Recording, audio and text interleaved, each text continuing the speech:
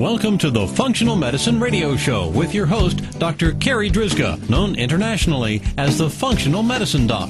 Dr. Carri is committed to helping patients find the root cause of their health problems and fixing the cause with natural treatments so they can feel normal again. Dr. Carri is the founder of Functional Medicine Ontario and is the author of the hit book, Reclaim Your Energy and Feel Normal Again. Please welcome your host, Dr. Carri Drzyzga. Hello everybody, and welcome to the Functional Medicine Radio Show, the only internet radio show dedicated to giving you real solutions to improve your health. Not only are they real solutions, but they're natural solutions as well, because as you know, the one and only true wealth you have is your health. I'm your host, Dr. Carri Drzyzga, the Functional Medicine Doc, and I'm committed to helping you find the root cause of your health problem, fix the cause with natural treatments so you can feel normal again and live your life to the fullest. Now, today's topic is all about dairy. I know a lot of you have some burning questions as to, is dairy healthy to eat or not? And so my special guest today is Cyndi O'Meara, and she's going to help explain that to us. Let me tell you a little bit about her. Cyndi O'Meara is a nutritionist, filmmaker. Her documentary, What's with Wheat, came out last year. She's a best-selling author, international speaker, and founder of Changing Habits. Cyndi graduated with a bachelor's in nutrition. Her special interest was ancestral foods. After graduating, she became disillusioned by the global, quote, standard nutritional guidelines that she paved her own path. Cyndi started Changing Habits in 1990 from her regular newspaper column on nutrition. Her groundbreaking book, Changing Habits, Changing Lives, became an instant bestseller, and from there she has grown a successful organic food company, certified online education program, a groundbreaking documentary, and is currently building a 60-acre organic food bowl, which will be used as an education center for sustainable farming practices. Cyndi, thank you so much for being my special guest today on this episode of the Functional Medicine Radio Show. Oh, it's my pleasure, Carri. So Cyndi, I think it's been about a year since our last interview together, and for the listeners out there, I will dig that podcast interview up and put that link in the podcast notes so that you can listen to that, because on that interview, I spoke with Cyndi about her documentary, What's with Wheat, and if you haven't seen it yet, it's a phenomenal documentary. Thank you. I appreciate that. And it's now on Netflix, so people can watch it there. It's easy. Oh, perfect. Okay, so there you go. Go to Netflix. And so I know you've got a lot of big projects that you're working on. You're a very, very busy woman. And I know one of your next projects that you would like to work on is talking about dairy. So I know you're going to give us some really great information today, because so many people are still wondering about dairy. So can you tell us about the history of milk and how has it that it's gotten to be so pervasive in our diets? Yeah, well, you know, we talk about the history of people's eating, and you know, they say we started as hunter-gatherers, and then the agricultural revolution came, and then the herding society, and we have been probably domesticating animals for somewhere between 10 and 15,000 years. But we had our own herd. We knew where the milk was coming from, or we may have made yogurt, or and that would have been by mistake in the beginning, but then it would have worked, and then butters and cheeses, and that we always had raw was probably more often than not. And when we look back at the Hindu religion, they used the animal for its produce. They didn't necessarily eat the animal, but they used it for its produce. And you know, there's many beautiful like lassies drinks from milk, like lassies, and they love ghee, which is clarified butter. So there's a lot of history behind us eating dairy. Now, whether that dairy is a cow or a yak or a goat or a sheep, and now camel milk, it depended on where you were living in the world. So if we just look at two cultures that live in the world today that still continue to consume dairy and use it as a major food source. One is the Kyrgyz in the Pamir of Afghanistan. They live at 14,000 feet. They have yaks. They milk those yaks.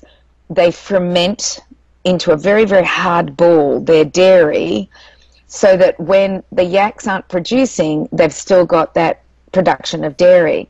They also have rhubarb and spring onion. They travel and they get wheat, and they will make up some bread for their wheat, and on occasion they will kill an animal in order to eat their meat. So we know, because we have this glimpse into their lifestyle, what it's like, and most of their diet is dairy, but it's raw. They know the animal. And we can also go to another extreme on the planet, and that's in Namibia. There's a group of people there called the Himbas, and I visited them, and they eat very similar to the Kyrgyz, where most of their diet is dairy. It's fermented. They may do a killer every now and then, but it's only in celebration.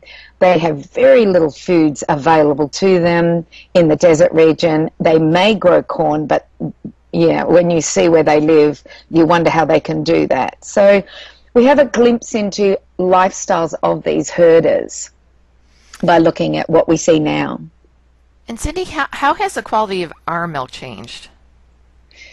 It's interesting because I've just done a talk here in Australia, and I was I'm in a farming community and a dairy farming community, and I was speaking to the dairy farmer, and she was basically saying that, you know, they milk their cows, that goes into a truck with another, you know, their load of cows is 150, that goes into a truck or a big tanker with lots more other cows' milk.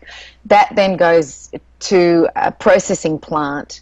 That then goes into a bigger area. And you may, when you drink a glass of milk, you may be drinking from thousands of cows' lactation, basically. You're not just drinking from a herd or one or two, like the old-fashioned house cow or house goat. You are actually drinking from thousands and thousands. And while I know that this dairy farmer treats her cattle very well, her girls very well, there are other dairy farmers that don't. And you don't know the stress that goes into the milk. You don't know if one of the cows may have an infection. One of the things that happens to cows, but this is tightly monitored, is that they will produce ketones in the milk. And that's when you know the cow is very sick, and they're usually removed from the herd, or they're fixed so that they don't have those ketones, or they're medicated. So the difference is that once upon a time we ate raw, fermented, you know, clarified butters, and now we drink milk that's pasteurized, homogenized, ultra-pasteurized, cold-pressed pasteurized. It could be low-fat.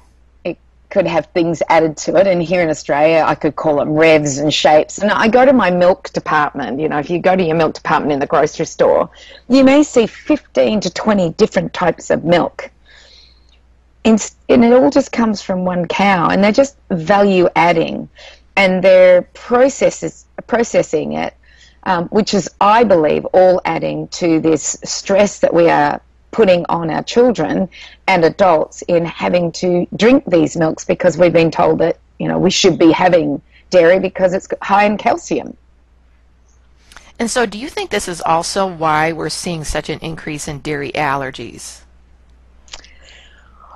Well, I think it's part of the issue, but I don't think it's the whole issue. And, you know, we spoke about this on the What's with Wheat documentary, and I'm afraid I have to discuss it here as well, because we're still in rural areas with our cattle. So if people don't want weeds, they will spray with a herbicide, and the likely herbicide that they will spray with, because we've been told that it's there's nothing wrong with it, is Roundup or glyphosate, which is the active ingredient.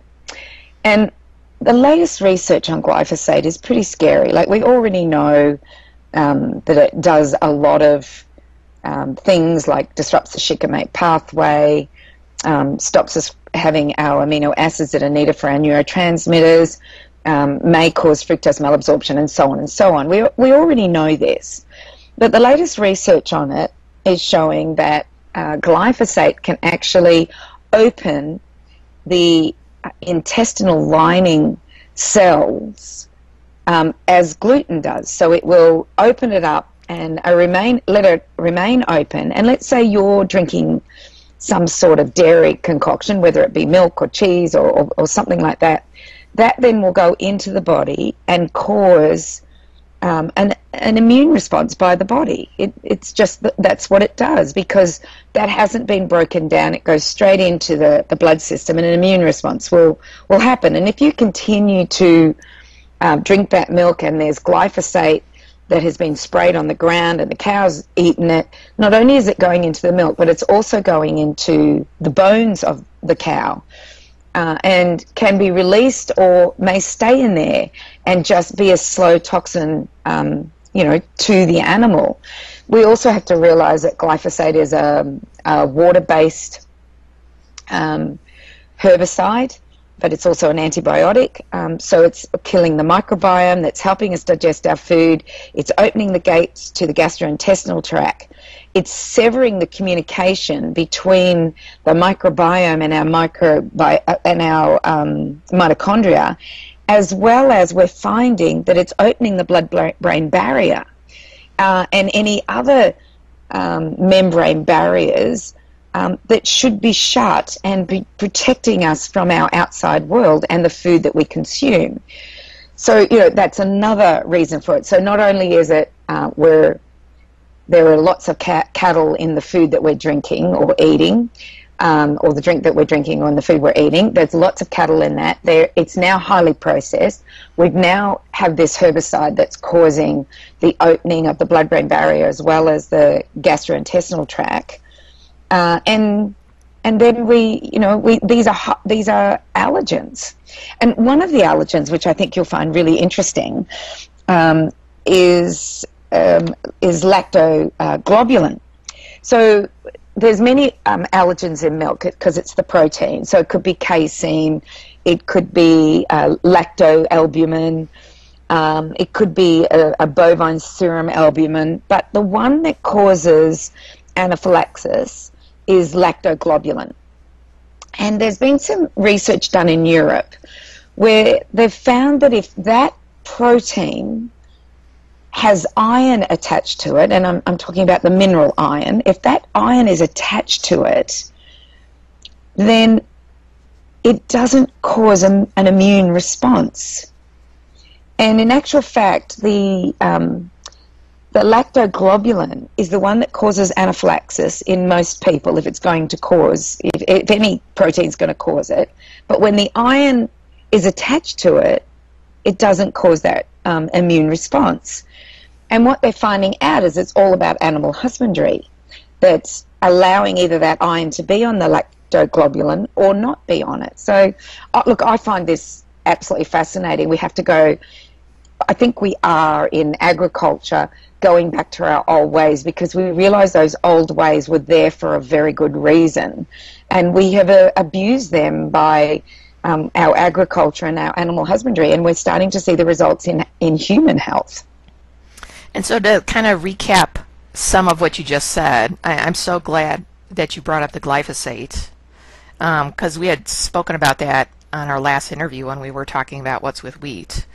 And so basically the glyphosate has multiple impacts on the body, the big one being that it causes leaky gut, which then has a whole trickle-down effect in the body, and makes all of your membranes leaky, including the leaky blood-brain barrier. And so that after that point we see more rapid neurodegeneration or brain degeneration or brain aging, dementia, all that kind of stuff. And this is really what brings up allergies and autoimmunity as well. And so it doesn't really matter if you're eating the glyphosate directly or if you're eating it from an animal that ate the glyphosate, right? That's right. And we're being exposed to it when you consider how many million ton is being sprayed on our lands and our foods and our sports grounds and our verges and everywhere else, then and it's water soluble, then it goes into our waterways, it's in our drinking waters. Look, they're finding it in red wine. I've just come through a wine region. I'm on a tour around Australia, and I've driven from Adelaide to a place called Mount Gambier, and I went through a very, very prominent wine growing area. And what was really interesting is that on one side of the road, the rows looked very neat, tidy, and there wasn't a weed in sight. There was no greenery beneath the vine. And on the other side of the road, it was very messy looking, with lots of weeds and lots of grass. And my assumption is that one is using some sort of herbicide and the other one isn't. And when I have been to wineries in that region, I've asked them, well, what's the one you use? And they go, oh, we use glyphosate because it's the safest of all. It only disrupts, a pathway in the bacteria in plants. And yeah, it's a bit hard to argue with them because that's what their belief is. But we're finding it in wines. So it's almost like you need to really be diligent in what you're consuming, but more so be very protective of your of the gut and what you're doing to heal it, and what supplementation you're taking in order to heal it. So on a personal level, I've been off of gluten and dairy since October, and I'm really feeling fantastic. And I didn't realize, because it was a real struggle for years mentally. Let's say that, Cyndi, a real mental struggle wrapping your brain around how to stop eating dairy and gluten, and of course kind of going through that, well, do I really need to? It's probably something else. So you go through this whole kind of denial, and there's this whole self-talk, and then I finally just pulled the trigger, and I went off of gluten and dairy, and also sugar and caffeine and all kinds of stuff. Anyways, feeling great, and I just couldn't believe the difference from eliminating dairy from a diet. So now I'll ask you all of the questions that I typically hear from patients. Well, then, what about calcium? Well, because don't we need dairy to get the calcium? And then what about yogurt? Isn't yogurt good for us?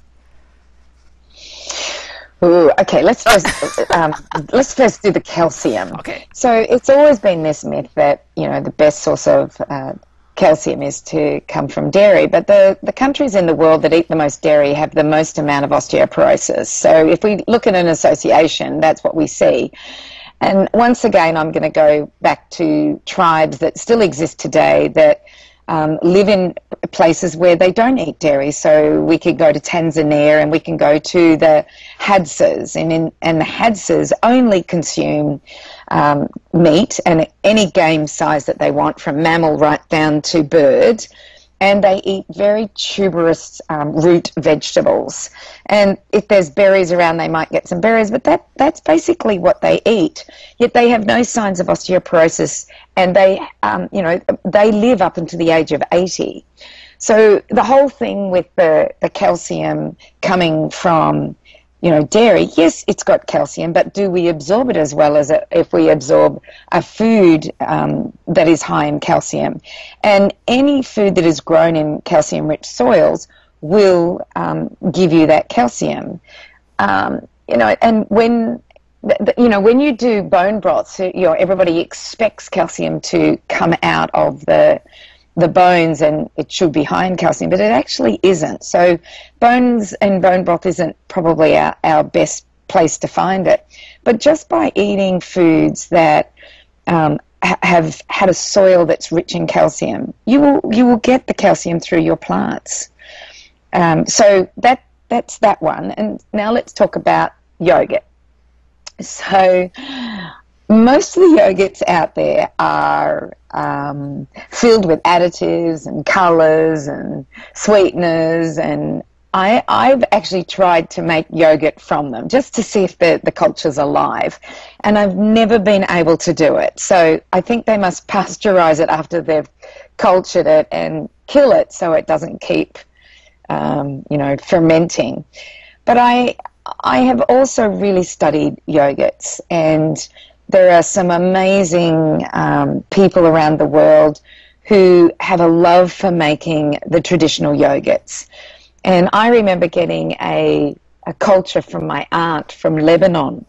And I had that culture for years and years and years. This was back in the 80s, and I had that culture for years until my thermos, and these were the days when the thermoses were glass, until my thermos broke and I lost that culture.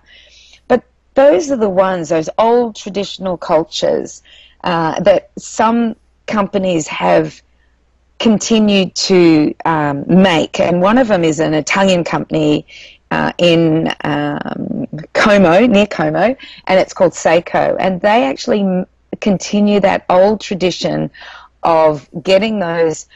There's only two bacteria that they use. You know, they heat the milk, they take out all the other bacteria, and then they just replace it with lactobacillus and acidophilus, and they just put that in there, and it makes the most amazing yogurt. So the yogurts that you find in the grocery store are nothing like these traditional yogurts that I've just been speaking about.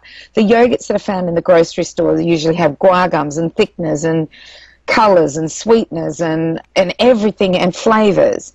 Whereas the one I'm talking about is that we're taking that milk from one cow, or goat or camel, and we heat it to a point to destroy any other bacteria, and then we inoculate it back with bacteria. So it all depends on where you're getting your yogurt, put it that way, or if you're making it yourself.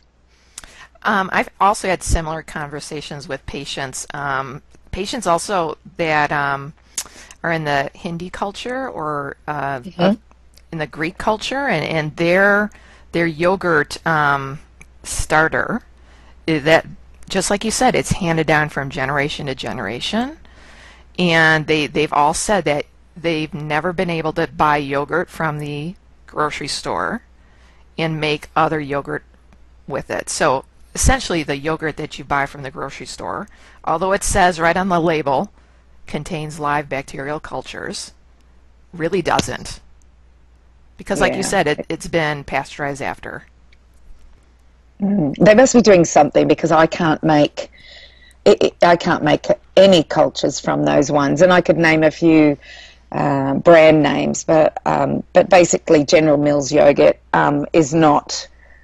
It's not live. The Yoplait yogurt. I mean, and it's not true yogurt. It's almost like we've left the traditions of this. You have to realize that there are cultures out there that was their way of fermenting a food, was to create a culture. And then we use basically the ground. So I look at, when we're cooking, we use fire, we use, that's our barbecues, we use water, they're our broths, we use earth, or water, I've said water, or we use heat, and that's our baking. And then the last thing that we use is the ground, and we use the cultures out of the ground to make these ferments. So yeah, the old traditional yogurts I don't have a problem with, but living in the city, you can't find these things always. It's not always easy. So the easiest thing to do is just go off the dairy until you maybe can tempt your body with it again and see if your body can handle it. And with the rate that we have, leaky gut and interstitial issues, I'm not really sure that many people are going to be able to handle this, the dairy. And the other question that everybody's asking me at the moment is, well, what about the A2 milk? So there's a real, I don't know if in America, but in Australia and New Zealand at the moment, there's a real push to make all cows A2 milk and get away from the A1 milk. So what is A2 milk? Because I've not seen that in North America. So A1 milk is produced by certain cows, and it was kind of maybe a hybrid in the European cows. But A2 was always traditionally, so it's a casein we're talking about, which is a protein. And when we have a look at A1, the A1 protein of casein, what we find happens is that it creates a caseomorphine, whereas the A2 doesn't create the casomorphine in the body. And when I say morphine, it's like a drugging, and it has been linked to sudden infant death syndrome. There's not strong evidence there, but it has been linked to it. Other things that they're linking to the A1 beta-casein is that it causes type 1 diabetes, autoimmune diseases. It's showing that it inhibits gastric transit of food, which means you may get constipation with it. It increases inflammatory markers within the gut wall. And what they're finding is that it sets off the Th2, which is our immune system response, Th2 cell production. So what they're trying to do is move more cattle to the A2. Now, goats are mainly A2. Camel are A2. There are certain breeds of cows that are A2, and they believe that is far better for human health than the A1. So as well as all the processing, the glyphosate, we also have a hybridized cow, and not genetically modified, just a naturally hybridized cow that is producing more and more of this protein, which is causing these health issues across the board. Now, the science is growing. It's just starting, but it's growing, and there's a real push by a gentleman who's a veterinary doctor in New Zealand in order to really push everything towards the A2.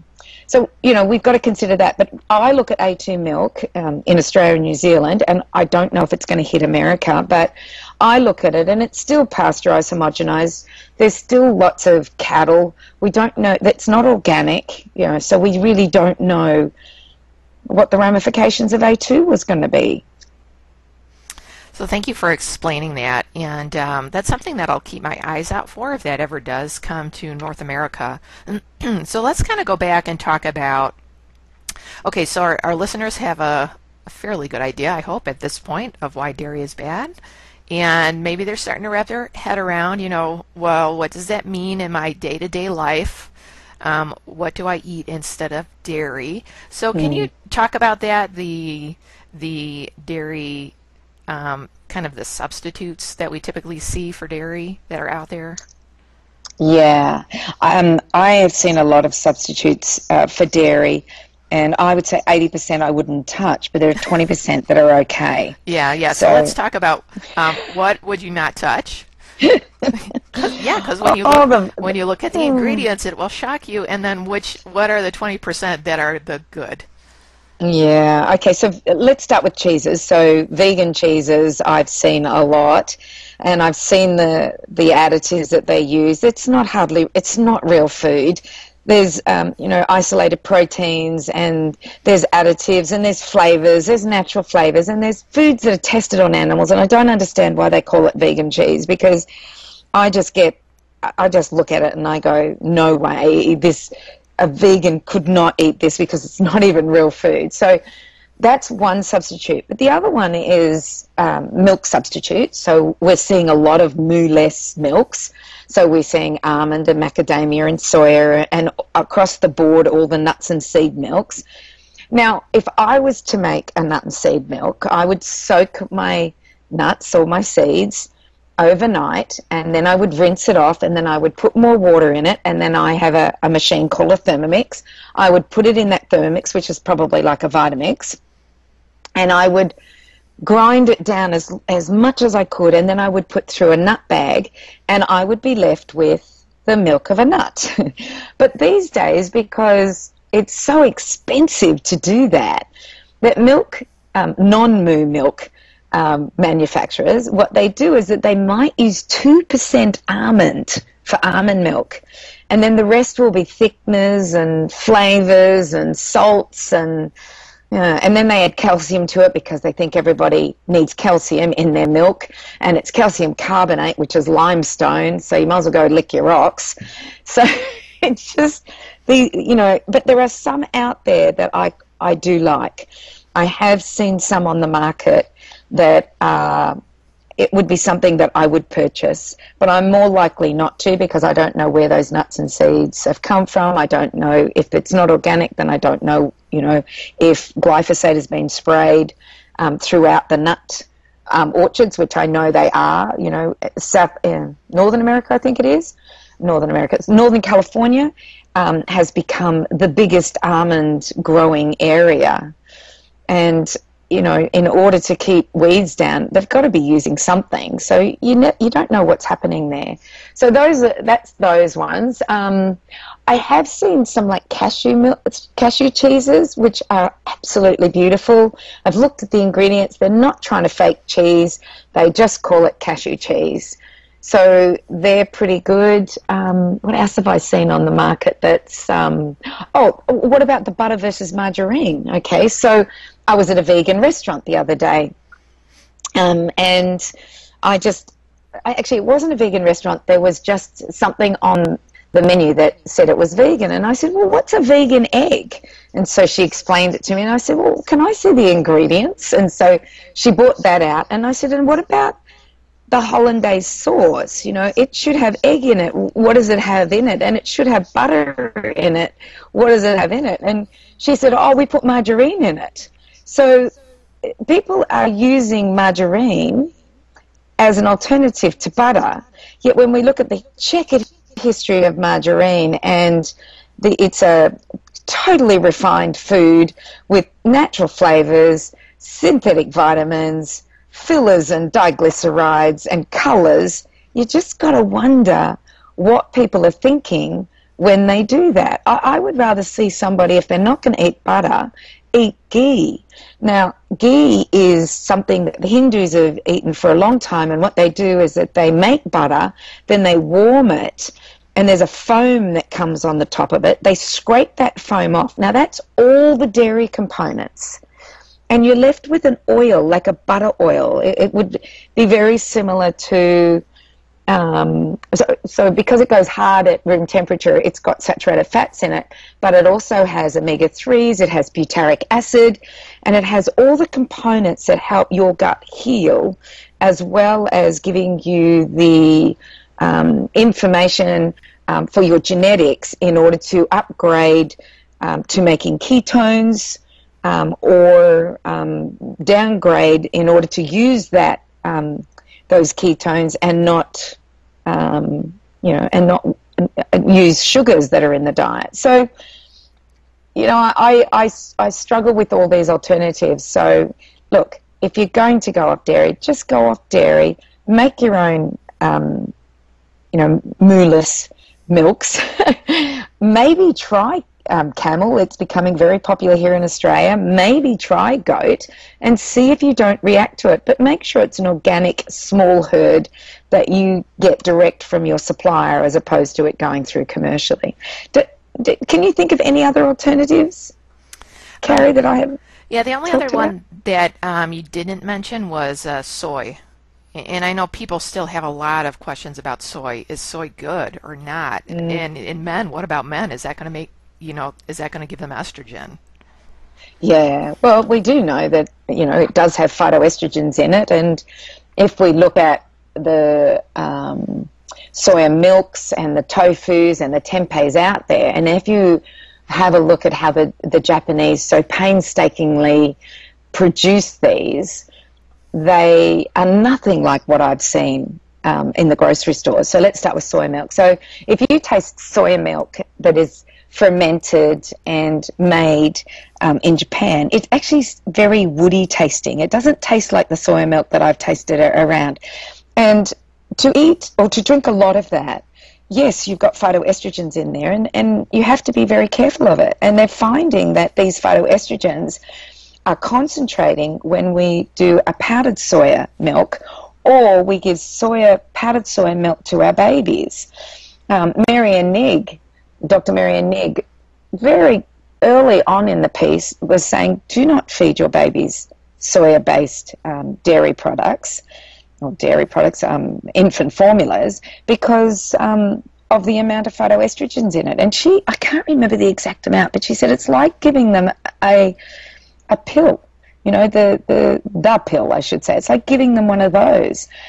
So, and for men and even women that are going through menopause, it's probably not good for them. And then if you look at the tempehs and the tofus that are made from soya, they would have been fermented, and they would have painstakingly, through culture and tradition, figured out exactly what they needed to do in order to make it safe for male and females that were eating it.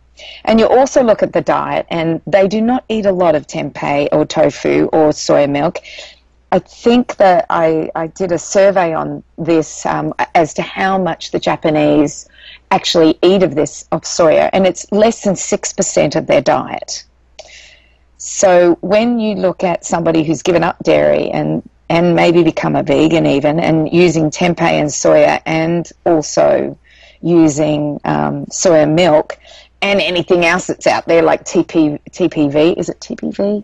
Textured protein, vegetable protein, TVP. Yes. So those things, and I think you're overloading yourself with that soya. And you have to also be careful. Is it genetically modified? Has glyphosate or Roundup been sprayed on it? Is canola oil added to it? Has that also Roundup been sprayed on that? And is that genetically modified? And I'm probably, people are probably listening to this going, oh my gosh, is there anything safe out there? Well, I think what you have to do is you have to educate yourself about your local community. Go to your local farmers markets, talk to the farmers, talk to the growers, find out what people are doing. And there are some beautiful boutique food producers that are at the farmers markets that produce beautiful mooless milks, and traditionally, instead of the way that we see it commercially, because then it's viable in a commercial setting, whereas it's very viable in a person who's making it right to the person who wants to buy it. It's viable in that setting of a farmer's market, and that's what I say is go back to our old ways. Get back to buying locally as much of your produce as you possibly can. And then for those foods like salts and perhaps sugar and, foods like that we use, like spices, and I'm trying to think of maybe even olive oil and things like that you can't get in your local community, then find the best sources for those. And then you come home and you make beautiful nitrate-free bacon and eggs. You could have a salad on the side. For lunch, you could have your leftovers from the night before, and then dinner becomes a wild-caught salmon with some sweet potato and a salad. And it's not hard. And there's no dairy in that. It's delicious. There's nothing wrong with it. It will give you amazing nutrition. As well as eating the vegetables and the salad, you're feeding your microbiome, which will then help you produce B vitamins and folic acid and your aromatic amino acids for your neurotransmitters, your enterobactin to carry your iron. So when we do this, our body is listening to the food that we're consuming, and it knows what to do, because this is an evolutionary body. And when you feed the body evolutionary foods, your body knows what to do with them. It's the science of nutrigenomics. It's the science where we know that food that we consume upregulates or downregulates your DNA. Your genetic potential is not about the genes you've been given, but the food that you consume, nutrigenomics, your epigenetics, the environment you're in, and your I always say this, I have to say this really well, genomics. It's the metabolites of the microbiome that lives within you that also speaks to your DNA. This is what we're learning. Give it the right resources, and your innate intelligence of your body will do the right thing by you. Cyndi, again, you've shared so much valuable information on our interview today. Please let me know when your next documentary is ready, because I would love to share that with my community. I will. Cyndi, how can our listeners find out more about you? Well, they can watch What's with Wheat on Netflix in North America. That's a really easy way to learn about my journey with wheat. You can also go to my website, and that I live in Australia, so it's changinghabits.com, and then for Australia you put .au, so changinghabits.com.au. And for any professionals out there that are wanting to increase their knowledge on nutrition, I have a registered training organization where I teach functional nutrition.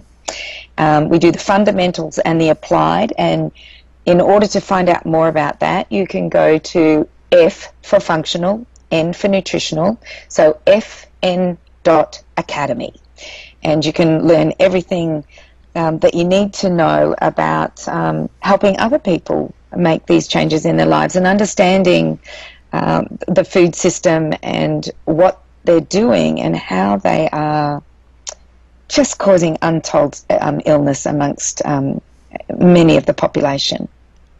So for the listeners out there, I'll make sure that all of those links are in our podcast notes online so that you can easily find Cyndi and all of her valuable resources. Cyndi, thank you so much for being my special guest today. This has been another awesome interview. Thank you. All right, that wraps up this very special episode of the Functional Medicine Radio Show with Cyndi O'Meara. And I want to thank you, our listeners, for tuning in today. And I'd like to invite you back next time for another episode of the Functional Medicine Radio Show. As always, I'm your host, Dr. Carri Drzyzga, the Functional Medicine Doc. Have a great week, everyone. You've been listening to the Functional Medicine Radio Show with your host, Dr. Carri Drzyzga, known internationally as the Functional Medicine Doc. Dr. Carri is committed to helping patients find the root cause of their health problems and fixing the cause with natural treatments so they can feel normal again. Dr. Carri is the founder of Functional Medicine Ontario and is the author of the hit book, Reclaim Your Energy and Feel Normal Again. Please tell your friends about the Functional Medicine Radio Show, and we'll see you next week with more from Dr. Carri.